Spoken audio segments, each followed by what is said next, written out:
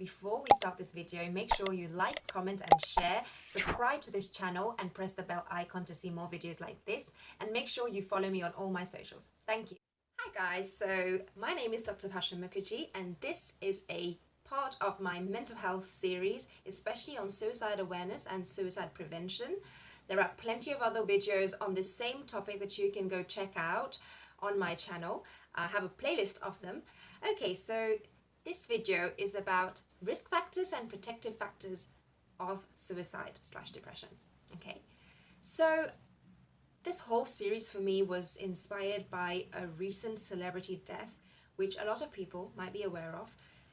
And I just had to make this video about risk factors, and I'm actually going to relate these risk factors with this particular person. I don't want to make this about jumping on a bandwagon situation because I want this to be relevant for the next few years and not just for this person, okay? So, risk factors.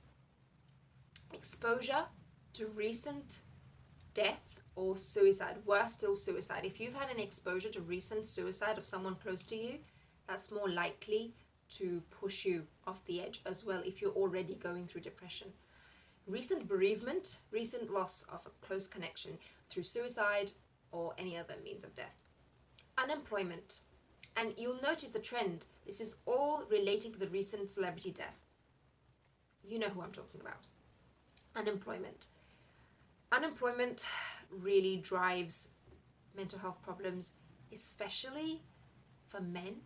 And unfortunately for men, men are more likely to A, not really talk about their mental health, B, not seek help for their mental health, C, take drastic measures like suicide and do it in very violent ways, okay? Men are more at risk of suicide than women, in fact, okay? And unfortunately, we as a society don't accept and talk about this. Feeling hopeless, that can be facilitated by a time like COVID-19. Obviously, we've all been feeling very hopeless with seeing so many deaths around us. So I think COVID-19 has been and is going to be a hallmark high risk factor for a lot of people going through mental health, and it has been as well. And with that, obviously, with COVID-19, social isolation is a massive risk factor because we've had to be homebound, away from our friends and family for so long, away from things we enjoy, like going to the gym, doing sporting activities, doing social activities, etc. Barriers to access to mental health and treatment. Okay, so we already discussed that men are more likely to not seek help for their mental health. And on top of this, I think it's even more unhelpful if mental health services are limited. In COVID-19, we have seen a lot of GPs, a lot of mental health services being shut down or put on at least hold. So a lot of the counselling services, a lot of the talking therapies might not have been available around this time.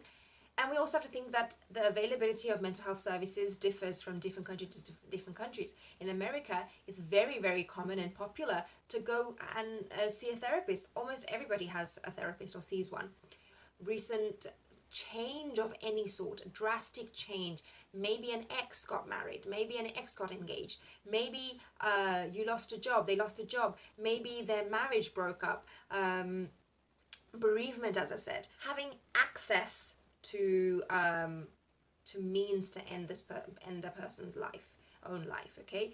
This would mean having access to pills, which are dangerous, even something as simple as paracetamol, or pain medication, like strong pain medication.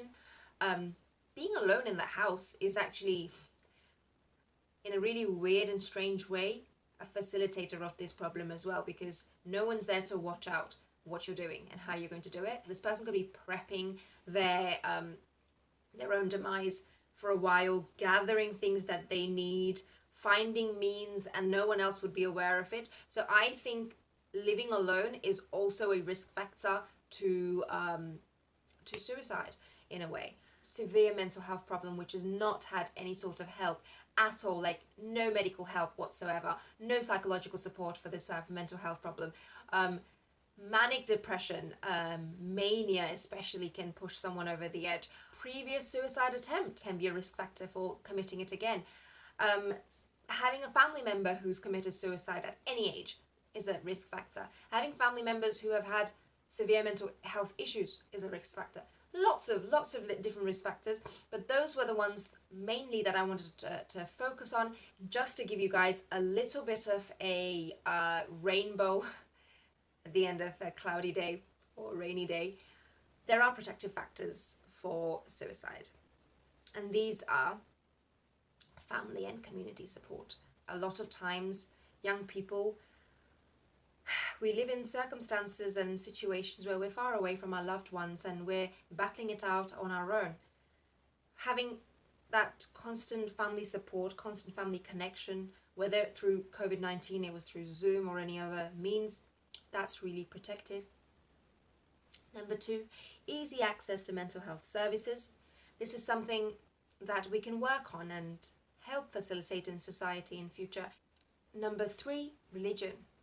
So those were the protective factors for suicide and also the risk factors for suicide. I hope you all learned something from this video. Thank you guys. Bye-bye.